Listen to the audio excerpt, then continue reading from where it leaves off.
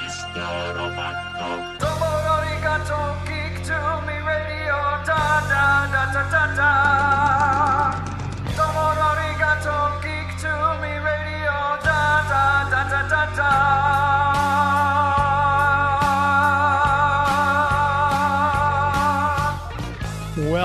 Welcome, geeks and nerds, girls and boys, to a brand new edition of Geek to Me Radio. Tonight, I've got Bret Lada on talking about a brand new movie that he's written, directed, and starred in called The Andy Baker Tape. Later on, we'll be talking with Cameron Cowperthwaite about his new series and projects as well. All that and more. Stand by. We're talking TV, comics and movies, and video games. And if you don't know Star Trek from Star Wars, we'll try to explain. There are 12 doctors, 4 Hogwarts houses, 1 ring rules them all. To be the greatest Pokemon master, you must catch them all. You must catch them all. Try to catch them all. Gotta catch them all. Gotta catch them all. And if you're driving around tonight listening to us on the Big 550 KTRS, hello to you. Thank you for tuning in to your AM station. If you're watching this on YouTube, Twitch, Facebook, wherever you might be watching, hello to you, and thanks very much for tuning in. And, of course, if you're hearing us after the fact in the podcast form, hello to you, and thank you for subscribing. Hopefully you've already left us a 5-star favorable review on whatever platform you're hearing this on. That always helps us out in search engine optimization. It's a free and easy way for you to support the show, and both myself and all my sponsors greatly appreciate that extra help. We're coming back with Geek Trivia. Kokomo Toys in Kokomo, Indiana sent me a ginormous box of stuff to give away, so we're doing Geek Trivia again. So, the KTRS text lines, just to remind you, 84126. You can text us from your mobile device. Let us know the answer to this question. I'm giving away a Funko Pop Dorbs Riddler figure, since we're starting out with trivia. Riddler is appropriate. My question for this contest is, what actor voiced Riddler in Batman the Animated Series? If you can text me that actor's name at 84126, first person I see on the KTRS text line, we will call you back at the end of the show, and we will get your address, and we will send you that original Funko Pop Dorbs Riddler figure if you can answer what voice actor gave voice to Edward Nygma the Riddler in Batman the Animated Series. We'll be watching the text lines throughout the night, so go ahead and text it in when you get the chance. We have 2 great guests on. We're going to jump right to my first guest. You might know him from some of his TV portrayal. Shameless, Unbreakable Kimmy Schmitt, which I loved that series. American Horror Story, and several others. And now I just realized I'm looking at the wrong sheet. That was... Live radio, you gotta love it. I apologize, Bret. I was looking at Cameron's sheet, but Bret Lada has also been in Person of Interest, The Good Wife, Hostages, a lot of TV appearances, and a lot of projects you've done, and we're talking about the Andy Baker Tape. Thanks for your time tonight, by the way. Thank you. Well, thanks for having me on. I'm excited to be here. And can I also send in an answer to that question, because I think I have it? If you know what, if you text it, there's no law that says the guest can't win. So I haven't got in, all right, but I might donate my prize if I do. All right, good enough. And just another clue: we've had this actor on the show before, and Batman celebrating its 30th anniversary of Batman the Animated Series next month. We're going to have him back on again in September, so stay tuned for that. But yeah, I appreciate the time. I look in the background. It looks like you're in a hotel. Are you on the road? Are you traveling right now? I am right now. I'm actually in Lake Tahoe, and I have this set up where I'm looking at the lake right behind me. So it's a great experience. You've got a much better view than my executive producer, Joey V. He's looking right at me across the board. So I'm at a wedding, and every single person here caught the flu. It's not COVID. We all got tested. So I am part of that. I'm quarantining myself, but we're all part of this flu bug that's been going around the wedding. The wedding already happened, though, hopefully. The wedding was last night. Okay, good. Yeah. That ruined the weekend of the wedding. My goodness. And it's nice to know the flu is making a comeback. I keep hearing about COVID, but it's nice to know the flu is still with us. That's let's bring back the classics, right? That's right. So this project, the Andy Baker Tape, you wrote it, you directed, you starred in it. Obviously, that takes a lot of work because it's enough just to do one on a project. You did all three. Yeah. Talk a little bit, if you would, about the genesis for the idea. Where did the idea for this project come from? Sure, it's a great question. I mostly worked as an actor leading up to the pandemic.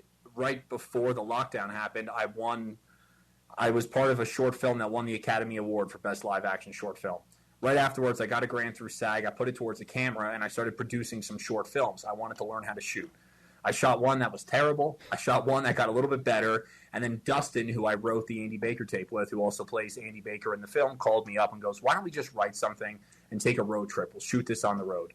Originally, it was going to be this mockumentary project of us going to, the heart of America and this kind of deep heart of darkness story. But we changed our mind and we made it about a food blogger traveling around New Jersey. And it was just kind of a love letter to our childhood area during the pandemic and during the lockdown. And this, I got to say, too, for this particular film, you won Best Actor 2021 Popcorn International Film Festival. You won Best Director for this at the Crimson Screen Horror Film Festival. Obviously, it sounds like when you're doing a project, especially like this, you're doing it because you love the art. You obviously invest in this. The accolades got to make you feel good, though, at the end of the day. It does. And to be honest, we didn't even know if we were going to play a single film festival. When I got done with the cut, the entire project, start to finish, took us 6 months. We started the script at the end of July, finished January 13th. I remember because my birthday is January 14th. I was with my producer, Caitlin Bork, and I said, if we just get into one film festival and someone gets it, how rewarding would that be? We ended up playing 26 festivals last year. Ultimately, we won 26 awards. It was so unexpected, and we're so grateful for all the recognition we got for this film. And I think that just shows that when you push yourself into something you love and you have fun doing it, that transcribes, and that's what people see. So we just had a lot of fun doing this, and I think that's what shows up on screen. And for people who might be wondering, so this you said, you're driving across New Jersey, you're getting all this stuff. If I'm not mistaken, when I read the synopsis, this sounds a little bit like a found footage type of... Oh, it is. And we had to do it found footage, number one, because Dustin and I, at the top of the pandemic, were two unemployed actors. We didn't have a budget to shoot a true narrative feature film. We had ourselves, a camera, and a shotgun mic, and we took that on the road. The entire thing is found footage, but that also really fits the story we were telling. We're telling the story of this millennial influencer. He's a YouTube influencer. Constantly the camera's running. So number one, we got to save on budget by doing it that way. And number two, it just fit the genre of what we were trying to get across. So did anything particularly inspire, like, I don't want to say inspire, but as you were making this, did your perception of what it was going to be end up evolving and changing, or did the final project end up being exactly what you thought it was when you started? No, I think always, when you're dealing with any kind of artistic endeavor, you have to adapt and you have to be open to the possibilities that could potentially unfold themselves. And we had so many happy accidents during this project that we just had to follow through. Now, this is scripted. We didn't do this like an improv project. We knew our story from A to Z where we were going. But a lot of it, we adapted to our surroundings. When we would travel to these locations, we would find some of the locations last minute, adapt our blocking to that scene, and shoot there. We would have happy accidents where we would have people interrupt our scenes and scream, "Are you guys from YouTube? Are you guys from YouTube?" And then at first I was kind of like, oh, but then I realized that's a gem. I have to follow through with this. And just having that spontaneity and being open to all this outside stimulus really fueled the project and put it over the top for us. Now, did they have to hand out a lot of NDAs to people like, hey, okay, now we're going to include you in your streaming? We probably should have, but we did this whole thing guerrilla style. Okay. And what served us during the pandemic was all the restaurants that we shot at, since it's about a food blogger, you couldn't get inside. So when we're shooting in the parking lot outside of the restaurants, number one, it's true to that time. Number two, we're not showing brand names and we're not showing people's faces inside these restaurants. We were able to get away. There was one restaurant, this bagel shop in Bayville, New Jersey, called Oh What a Bagel. Michelle's the owner. She was so inviting, and she was just so great to us. And she's like, yeah, guys, shoot here. Do whatever you want to do. So we had some people that were really championing the project and saw that we were having fun doing so. We did have a lot of police show up to sets. People thought that we were actually really fighting. They thought that we were going through the actions that these characters are going through. And then we told them, we said, no, we're really kind of making a New Jersey Blair Witch Project. And then all the police officers were like, this is great. We're going to call everyone and let them know that there's no problem here. And we got a lot of support. So did any of them want to be in the movie? Did you get some police officers kind of joining in? And, I have some footage of them, but the only police officer we have is a voiceover in the end. But, maybe if there's a sequel, we'll throw them back in. So you grew up in the New Jersey area then, I guess, it sounds like? Yeah, I'm a tri-state guy. I grew up at a small beach town in New Jersey called Point Pleasant Beach, and so did Dustin, who I shot with. He's from Freehold Township. We both went to Montclair State University, which is a drama school. I mean, we went to drama school there, which is in North Jersey, and then I lived in New York the past 10 years, and now I finally came out to Los Angeles at the top of 2022. When you're doing this, did you have then all the locations you wanted on your list? We're hitting this one, or were you driving, you come across a place and like, man, this place is great. Let's stop here and do some stuff. We knew a lot of places we wanted to go, and I think New Jersey is kind of a mecca for diners and roadside food and good food stops. Some of the places we couldn't use because they play outdoor music constantly, and we couldn't get the copyright. We couldn't get some of the permission to use the song, so we had to adapt. There was this amazing burger place I wanted to use, which is in Toms River, New Jersey, called Burger 25. It's this great outdoor spot. They have my favorite burgers in New Jersey, I think, and we just couldn't shoot there because they have outdoor music blasting. I was able to adapt it to a different location, and some of the places we found truly the spur of the moment. We had a bucket list of about 10 places we wanted to shoot at. One was another spot I really liked is in North Jersey called Rutt's Hut, and it's this world-famous hot dog stand, and they do deep-fried hot dogs. Oh, wow. It's right down the road from where I went to college. It's old North Jersey classic, but we just didn't make it to some of those. So, but I'm happy with what we did, and I'm happy with what we got. It sounds like a Midwest place. If it's deep fried, it's usually somewhere around here. We usually where are you from? We're in St. Louis right now. Oh, St. Louis. So we're the home of the toaster ravioli, which is toaster ravioli that are deep fried cheesecake at state fairs, things like that. Deep fried Twinkies. Wow, so a lot of deep fried stuff.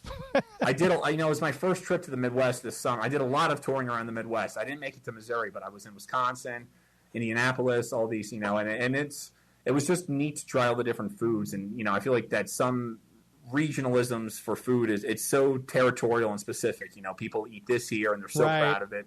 Where the East Coast, I don't think it's as regional as far as food, but it's just kind of like a hodgepodge.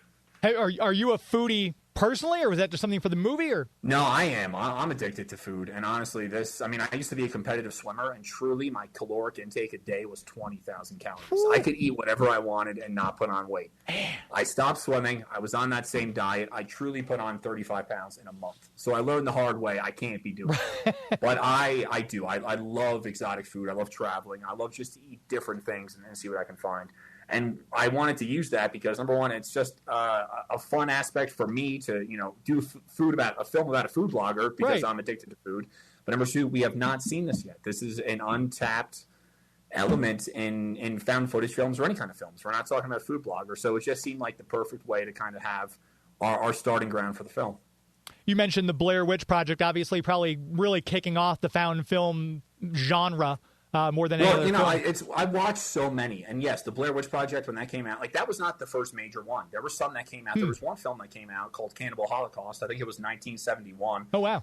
That was one of the first major found footage films, and they actually were going after the director because they thought that he killed the actors in this movie. Oh wow! They did not realize that this was not a mockumentary, quote unquote. But I did watch so many good found footage films. I wanted to see, since wouldn't call myself, a found footage buff, but I wanted to see what worked and I wanted to see what didn't work. And I got to watch, just to see how creative people could be on kind of a minuscule budget. And I think that's what found footage allows you, is to really dial in your creativity based around limitations. Were there any other ones that really stood out and impressed you? Obviously, like I said, Blair Witch is the first one I think of anyway. But were there any other ones that you watched this was I really gravitated to a film called Willow Creek. I thought that was great. It's Bobcat Goldthwait, and it's a Bigfoot film. And there's a 15-minute scene at the end of the film where there's no dialogue whatsoever, and it's just a single-take shot. And I remember watching this, and I thought I was going to jump out of my chair. It's the most suspenseful film scene I think I've ever seen. Huh. I really like that.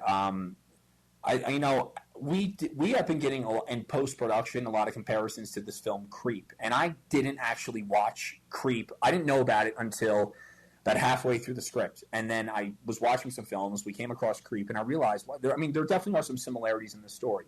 Those guys, it's also a two-hander and it's two people. So I watched what they did. I saw what worked in that film, And where you try, we don't want to steal anything, but if we're going to borrow some good ideas, I'm going to borrow from the best. And those guys are the best at what they did. So, it's just like Christopher Nolan borrowing, the ideas for shots from someone. You pay a love letter to the people that you admire. And with this one, now, if I'm not mistaken, this one's not out yet, right? It's due out on Amazon? No, we actually had our first premiere on Friday. Okay. So we are available on through the Terror Films YouTube channel. Next week, we become available on most other streaming platforms, where it's also, where you can download the film and buy it or rent it.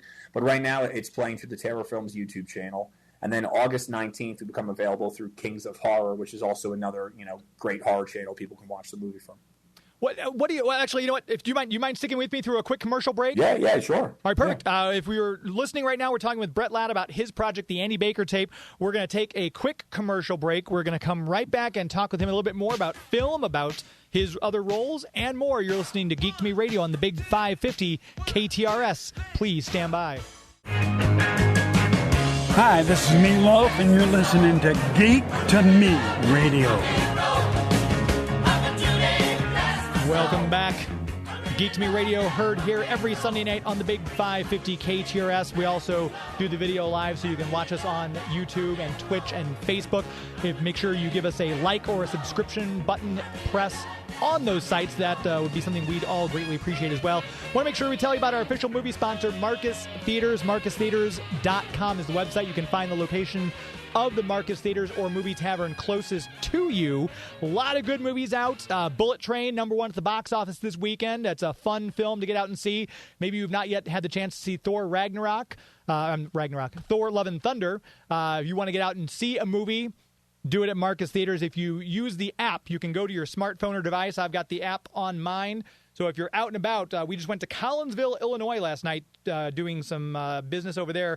And if you pull up the Marcus Theaters app on your phone, it'll tell you, based on your location, where the closest movie is. So maybe you're on vacation, you want to go see a flick, download the Marcus Theaters app. It'll tell you where to go. And right now, if you're looking to celebrate something, maybe it's a birthday or a special occasion, a private cinema can be rented at any Marcus Theaters or Movie Tavern for just $149. You pick the movie, you and 20 of your friends, you go see a movie, hang out. You can add popcorn and drinks for an additional cost and things like that. But there's never a bad time to go see a movie, and the best way to do it is in the best possible surroundings. MarcusTheaters.com for the best movie-going experience in the galaxy. We're chatting here for just a little bit longer with Bret Lada, all about the Andy Baker Tape. We were talking a little bit before we went to break about the horror genre. It seems like it's a genre that people always tend to gravitate towards. It's just people like to be scared. What do you personally think it is about the horror genre that excites people? I think that's one of the reasons why we also go to. Am I coming through? Yeah, I see myself. I see myself frozen in the stream. I was just checking. Yeah. But I think that's why we go to movie theaters, to be in a black space and have our thrills and get excited, get worked up, and get scared, and be delighted and horrified in that. And horror is the easiest genre to go on that roller coaster of fun with. I mean, we get the same kind of emotional response to dramas and comedies, but horror has something where it just taps into you immediately and it hits you in your core, unlike anything else. What would you say is if you had to pick one favorite horror movie that you were like, it's your go-to, it's your touchstone, what would that be for you? It's such a tough question because I watch so many. I just did another podcast recently where I talked about 28 Weeks Later, the sequel to 28 Days Later. And I truly had this. When I saw that film for the first time, it scared the heck out of me. It was such a scary film. And I remember there was a certain point where I was like, I can't watch anymore on this screen because it's just too much for me to take in. So, I think that's great. I always loved, the classic Alien films. The first Alien is such a good movie. And I'm hesitant to even call that a horror. I mean, it's a sci-fi horror, but it just has such a visceral reality to it that you can't help but get sucked into a film like that. Yeah, we were just talking to somebody about Event Horizon, which I think is 25 years old this month. But it's not a horror movie. It's a sci-fi movie, but it's in that same vein you were just mentioning. Yeah, I mean, Event Horizon's another one that's horrifying. You know, when she pops up in that tunnel and her eyes are taken out. I remember that. It's just the visuals in horror films that stick with you. And for me, it's always the eyes that scare you the most in horror films. Yeah. The Grudge is another one that I always think. And again, for me, Ju-On, the Japanese film on which The Grudge is based, is terrifying, much more so than the American version. So when I saw The Grudge, I get sleep paralysis. And I remember I saw with my buddy Trevor. I was at his house. I was sleeping. I woke up. I had sleep paralysis on the ground. And I swear to this day, there was a severed hand crawling next to my face. And I'm watching this. So obviously when you have sleep paralysis, you don't know if it's a dream or if your brain's putting this. I just remember seeing a severed hand walking past my face the night I saw The Grudge. That's the second weirdest experience I had after a horror film. I went to go see Paranormal Activity when I was in college. I lived in a studio by myself. I saw it with my friend Cody Mildy and Monica Ban. I get back to my room.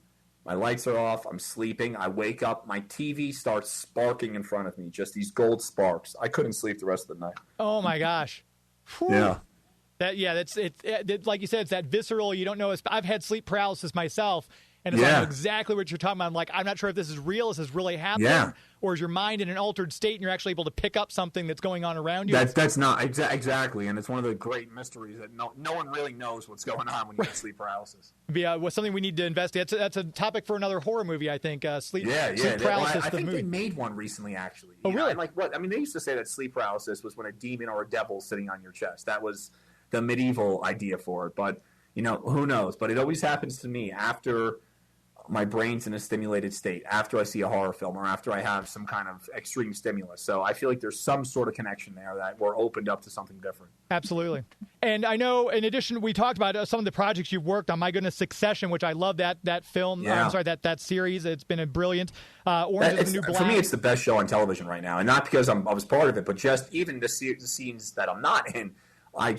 When you watch Brian Cox, Kieran Culkin, those guys, they're just so... It's a different level of acting. It's a different level of storytelling. And for me, the worst part about the pandemic was having to wait 2 years for season 3 of Succession to come out, because that's how much I care about that show. And with we just talked about the Andy Baker tape. Do you have anything else coming out that people can look forward to, or you just mainly is the Andy Baker tape? Yeah, I did. I just shot this fun horror film around LA, which will be coming out by the end of this year. It's called Bad Connection, from this director, Jay Kellgren. And we had a blast. We shot this. It's a pretty self-contained project.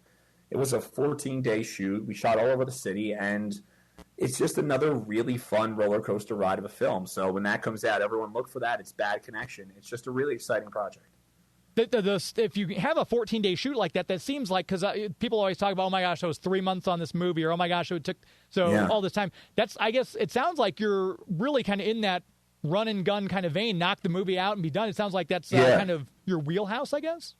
Well, you have to do one takes at some point, and I got used to doing a lot of one, and that really trains you. I came from a theater background.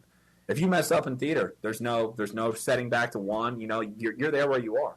And it just really makes sure that you're dialed in on your craft and your skill. I did Alpha House, which was this great show. It was Amazon's first scripted show. I did 2 seasons of that with John Goodman. One of my, it's like right out of drama school. I think I'm 22 or 23. I have a great scene where it's John Goodman, myself, Michael Strahan, and Kelly Ripa. I had one take to do this where I'm walking out on a stage in front of, with John Goodman. We have this big emotional talk out. This big hug. Andrew McCarthy from, The Breakfast, he was the director from the Brat Pack. Oh, wow. And we had one take to do it because we were actually shooting on a live soundstage of Michael and Kelly. So, whatever happens, and you have to just go with it. But when you're doing projects that have a 14-day window or even a month window, you really don't have time to go back and do what Warren Beatty does, which is do 80 takes of a shot until they can get the right moment. You really just have to go through and commit to what you're doing. You mentioned the theater background, too. I'm sure improv kind of helped with those kind of things, too, because you got to kind of roll with some stuff. That's well, you have to just say yes and constantly. Right. It's like you cannot shut anything down. You have to take in all the stimuli and just dish it back out. So it really just forces you to be present and just connect. And the answers are always 5 inches in front of your face. They're with your scene partner. So just trust in your scene partner. And if you fall flat, you're going to fall flat with someone else. And that's actually magic for the scene. There's no wrong way to do something. It's just when we stop ourselves and say, oh, that was bad, and we take ourselves out, we could be actually cutting off real magic. So I've learned to just go with what's in front of me and take the leap of faith. And again, if you want to check out the Andy Baker tape, I believe you said next week it'll be available broadly. Yes. If they want to check it out from there, they can get it on any streaming platform, basically, any place they would get it. Yeah. I mean, we'll be on Apple TV, Google, a lot of those. Just Google. I have all the stuff also on the website for it. It's theandybakertape.com. My Instagram is Brett Meets World. I post about it constantly. All my friends are so annoyed that I keep posting about it, but it's a small film. I'm a one-man marketing team. And the Instagram for the film is also the Andy Baker Tape, and our Twitter is the Andy Baker Tape too. And I guess you've got time to do social media since you're now quarantined in Lake Tahoe, it sounds like. I will now, yeah. I mean, I'm going to be here till tomorrow morning. And then I think, I have to drive back to L.A., and I'm feeling better than I was yesterday. So I'm thinking maybe I'll stop in Sequoia National Forest or maybe check out Yosemite on the ride home. So. There you go. And stop at some food joints along the way. Maybe you get your sequel. I stopped at this diner on the way up called Nicely's. It's in this town called Lee Vining. The diner's been there since 1947. Oh, wow. It's right up my alley. I got multi-grain blueberry pancakes and a farmer's omelet, and that's my happy place, going to places like that. Very nice. And we'll put a link, if you're listening after the fact, just go down to the bottom of the page in the show notes. We'll have a link to where you can find the Andy Baker tape, and you can catch it from there. Bret Lada, it was a pleasure to talk to you. Thanks for being on the show, and hopefully we can have you back on again. Thank you so much for having me. I look forward to talking again, but this was a blast. And, Thank you. Good luck. Thank you. Be well. Good luck. Hope you feel better. Thank you. I appreciate it. Thanks, my friend. There he goes, Bret Lada. We're going to take another quick commercial break. We're going to come back in just a moment. We'll be talking with Cameron Cowperthwaite about Southern Gothic and more. You're listening to Geek to Me Radio on the Big 550 KTRS. Please stand by. Hey, Godbrain, what do you want to do tonight? The same thing we do every night, Pinky. Listen to Geek to Me Radio and then try to take over the world. Narf! The Pinky and the Brain. Welcome back to Geek to Me Radio. Want to make sure we tell you about our official comic book sponsor, Bugs Comics and Games. If you go to the website, bugscomicsandgames.com, you can get all of your comic book needs right there. If you're local in the greater St. Louis, St. Charles area, you can drive right out to them on Bryan Road there in O'Fallon. Just out there, he just added some brand new, he just bought another collection. He's always buying. If you've got a comic book collection, you want to maybe sell it. Maybe it's time for you to divest yourself of such things. Larry and Tim are always buying as well. Huge selection of back issues. You can get your new comic books there. And if you're looking for ways to save money, and in this economy, who isn't? A great way to do that is join the Avengers Club. That way you get a percentage off of your weekly books, your supplies, your games, whatever it might be. We're saving some money while still maintaining your hobby, and that's what it's all about. You can also, if you're not in the greater St. Louis, St. Charles area, check out the website. If you want to grab a variant, maybe your local comic book store doesn't have that variant cover that you wanted of the recent issue of Thor.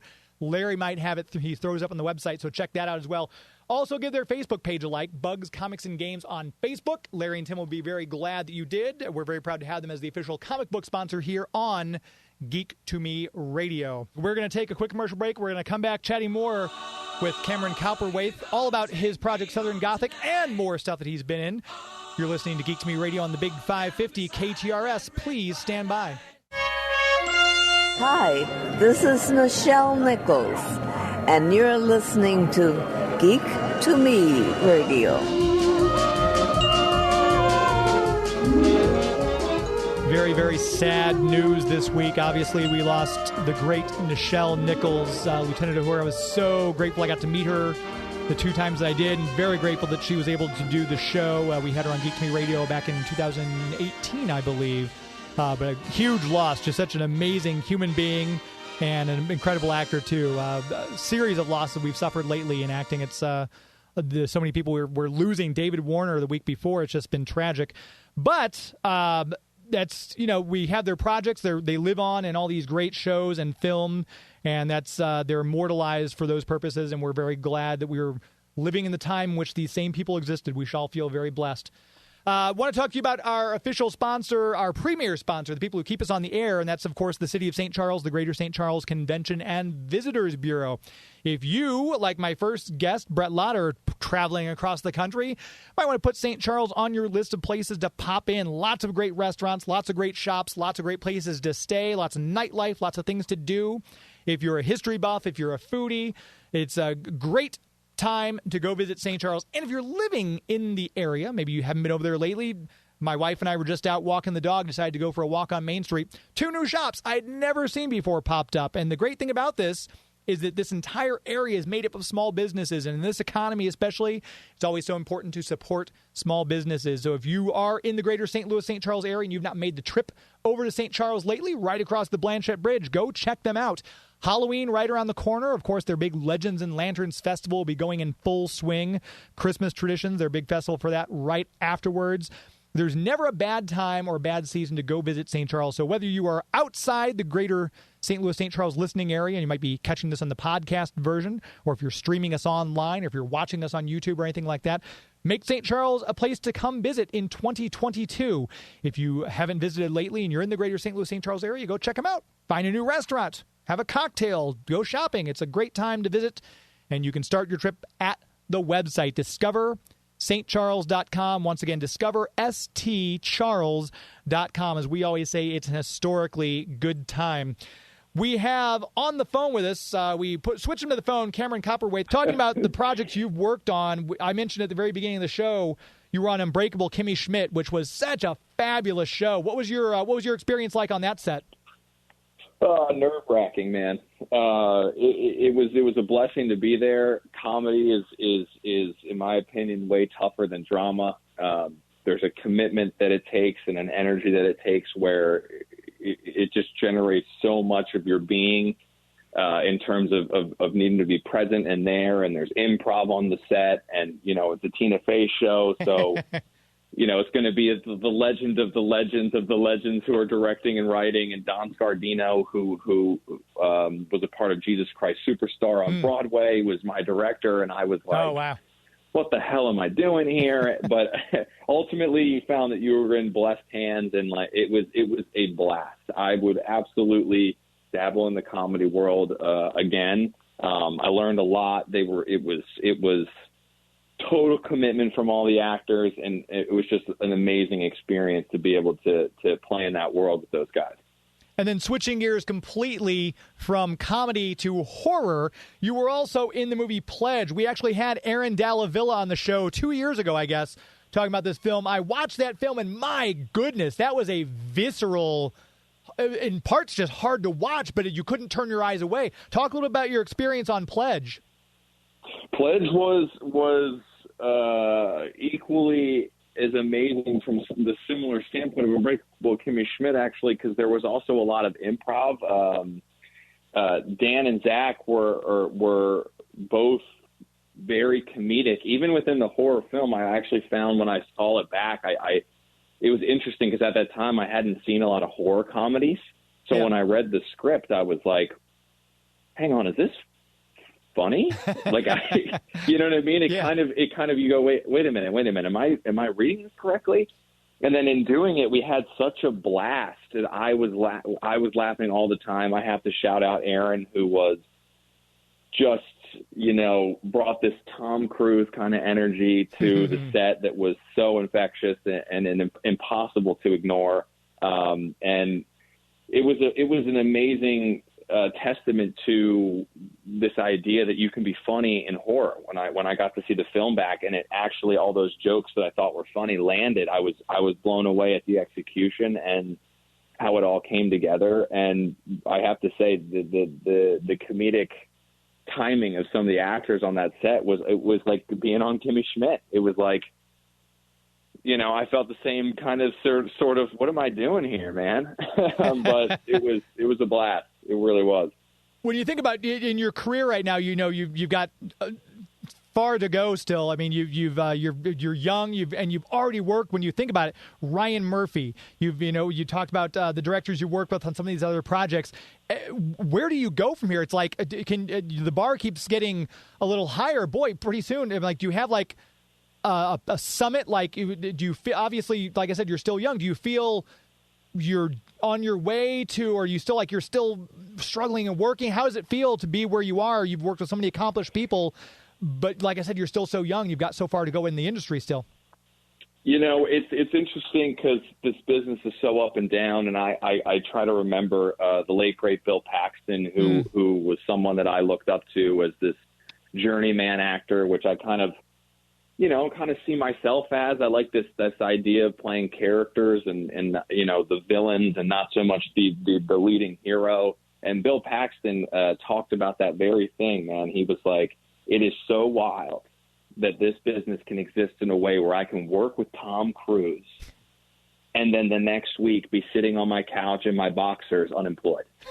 and I think about that all the time. And it's something that I remind myself of whenever I'm feeling like, whoa, man, this is rocky, this freelance work, this independent contracting, where do we go? What's next? How do I get the next job? And I think, we're all the actors, we're one step away from absolute greatness, and I think that kind of hope, it keeps the addiction of this craziness alive, honestly. And I've been blessed to work with some amazing people, and I'm just hoping that more amazing people that I haven't had the chance to work with end up, seeing something or I get the chance to work with them. And there's always that need, I feel, I say always that need. Some people have talked about that you always have to kind of be reinventing yourself and you're competing against yourself and everything. What would be something you're feeling right now in your career that is something that you would like to overcome personally as an actor? Like, is there something that you feel, something you personally need to work on, something you've identified in yourself that you've noticed and you're kind of working on currently? I think I'm always trying to just up my game. I think I'm trying to work from a place where I can surprise myself, whether it's a body transformation or, an accent or a dialogue or a dialect or something of that nature. I think that something I'm working on is trying to find ways and trying to find projects where I can really become unrecognizable. I think it's been a goal of mine to surprise people in that way. I was working on a project and my dad saw it, and I'll never forget. I still think it's the best compliment I've ever received to date. My dad was like, I was watching it and I forgot that was my son, and wow. I thought, as crazy as that sounds, I put that kind of compliment in my back pocket and walk down Hollywood Boulevard with it every day, hoping that I can achieve that same thing again. No, I totally agree. That's one of those things. There, some of my favorite actors are people. I'll think about a movie. I'm like, oh my gosh, that was Jeffrey Rush in that movie. He did not look anything like a previous role I've seen Jeffrey Rush in. I am the same way. I am those are the things that make my hair stand up on my arms and give me the goosebumps is moments of going, holy crap, that was so-and-so. That I'm with you. Yeah. And again, you can check out Cameron in Southern Gothic. That'll be out, I think you said the beginning of next year is what it's slated for right now? Yeah. And what else are you working on that people can catch you in now? Obviously, we talked about American Horror Stories is coming up next month, you said, is your episode in that. What else can people watch for you in? The thing I'm working on now, I believe, comes out in the fall of next year that I can't really quite say. And then I have another thing that comes out in the fall of this year that I can't quite say. It's weird how these things live in such secrecy because I just want to spill the beans. I want to pull as much Marvel spoilers as possible, but I can't, No, you got to respect the NDA. I completely get that. So if people want to keep up with you online, social media handles, websites, things like that, where people can look for you? Yeah. My Instagram is just at my name, Cameron Cowperthwaite. There's only probably one Cameron Cowperthwaite, I think, in the acting world. So just keep typing that long last name and I'll pop up. Perfect. Now, are you very active on social media, or kind of social media something you feel is a necessary evil, but you have to do it for your job? Necessary evil. Yeah. Absolutely necessary evil. My PR people, and I have friends who are good at it that I'm just not good at it. Denzel Washington, he was asked about social media. He responded with, if you have too much water, you're going to drown. And there's this level of secrecy and anonymity that actors lived in that was so intoxicating, and it's why you went to the theater, because you're like, oh my God, what are these people up to? What do they look like now? And part of me kind of loves that old Hollywood nature, but it's not the game. So right. I'm doing my best to keep up as much as I can. I understand. This has been great. I wish we had more time to talk, but the show is coming to its end very quickly here. Hopefully we can maybe have you back on to talk about one of those unnamed projects down the road. Yeah, I would love to come back in the fall and talk about it. Let's do that then for sure. Cameron Cowperthwaite, thank you so much for your time on a Sunday night. Thanks for being on the air with us. Okay, thank you so much, James. You have a great one. You too. Be well. Thank you. Thank you. There he goes, Cameron Cowperthwaite. We'll make sure to keep up with those projects, Southern Gothic, and his unnamed projects as well. That wraps it up very quickly. We have a text message came through from the 314 area code, correctly identified John Glover as the voice of the Riddler. So I will be calling you back here shortly after the show to get your address so we can send you that prize.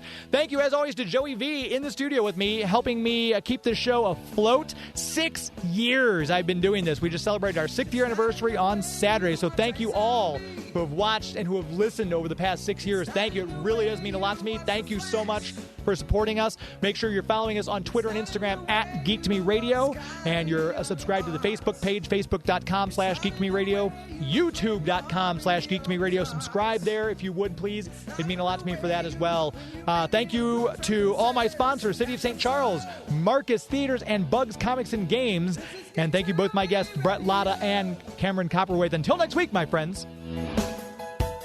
That's a show! This is Geek to Me Radio! Thank you, St. Louis. Good night.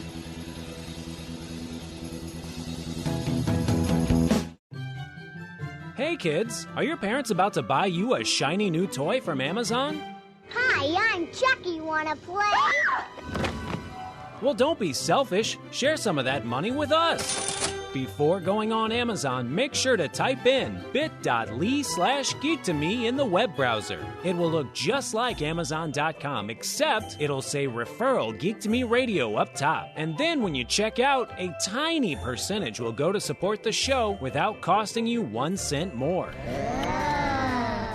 So before your parents get you that gizmo, gadget, or widget, make sure they type in bit.ly/geek2me in the web browser. bit.ly/geek2me, bit.ly/geek2me.